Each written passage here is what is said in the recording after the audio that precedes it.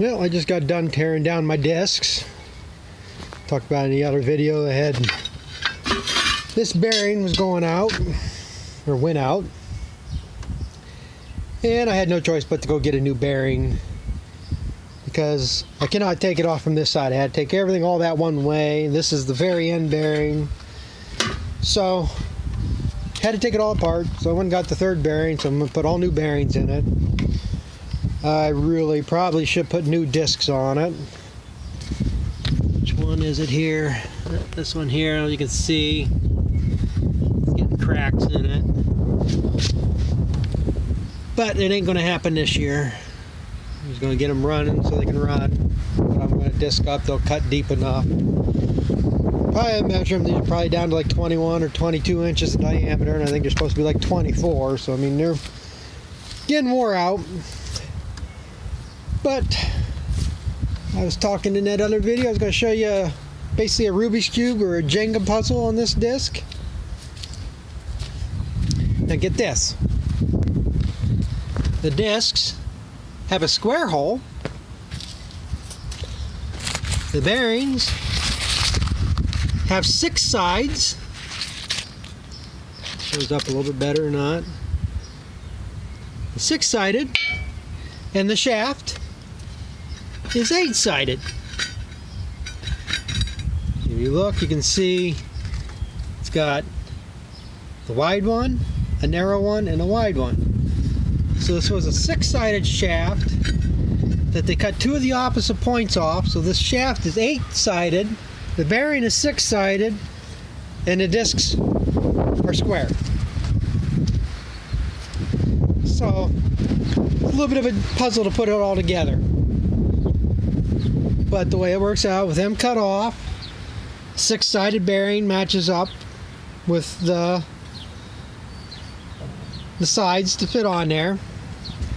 And being them cut off, then these square tubes slide over the shaft, and then the discs sit on them square shafts. And this is basically a section of it between 2 bearings. Couldn't get it all apart. I don't know why this disc will not come off this here, but as long as the shaft come out, it don't matter. But you see, you got these spacers in between each one, and you just stack it all together. So when you're done, it ends up looking like this one here. You got the taper plugs there, goes next to the bearings. But a pretty good disc. It's an Allis Chalmers. It's 13 and a half foot, whatever it is, I'm not sure. Tandem wheels, so it floats pretty damn good. One thing I find neat about it is the front gangs are 9-inch spacings. The back gangs are 7-inch.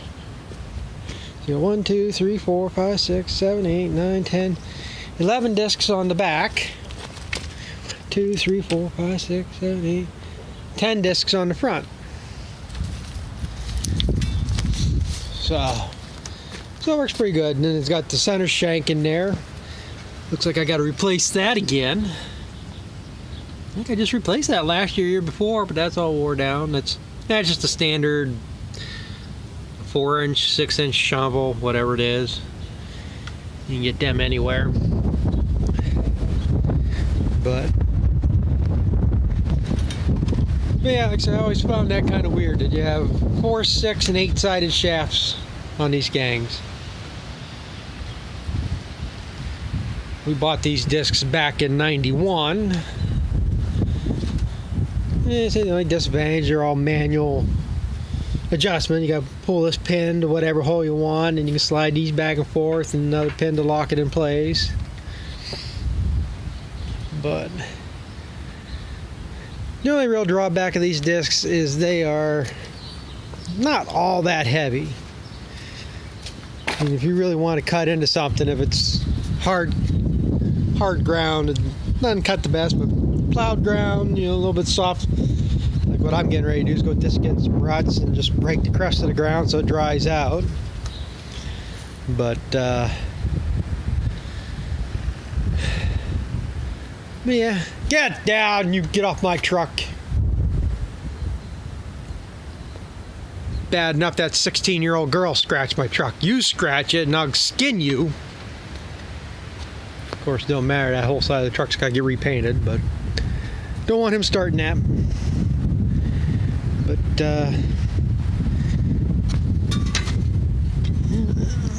it's getting to need new scrapers too. I don't even know what parts I can get for this anymore. I mean, I can't go to the local bearing house, doesn't even have this bearing. I got to go to an Allis Chalmers dealer to get that bearing. So I got that. Got new flanges, 3 new bearings. The thing I don't have to put it back together is the bolts for the flanges. I got to go get them yet. But yeah, I'll make that tractor grunt a little bit. 105 horse. Yeah, to pull it.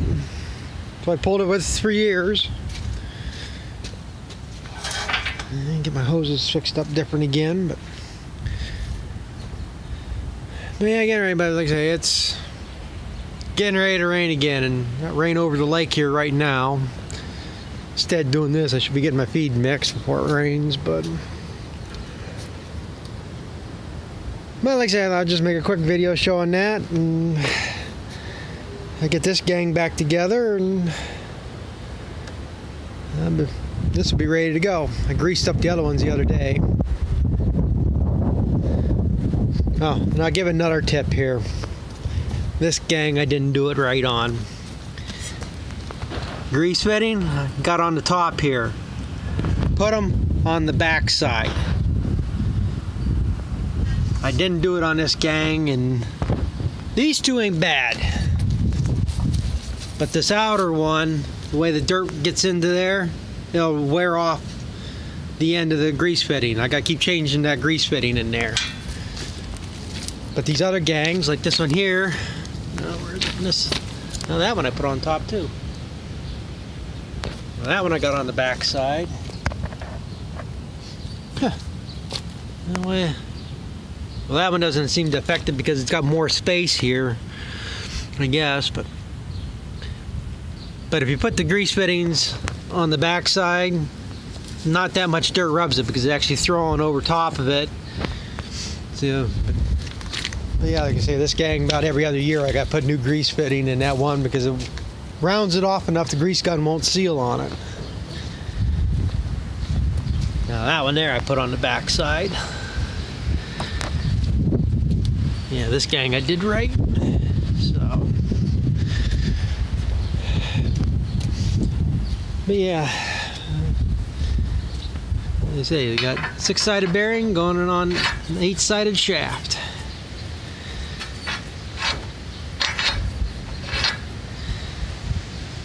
It's just got some burrs on it. I have to polish that up there a little bit, but after that rain tomorrow, I'll get this all back together. So just thought I'd share a few little tips and turn and sprinkle. So I gotta clean up tools. Thanks for watching.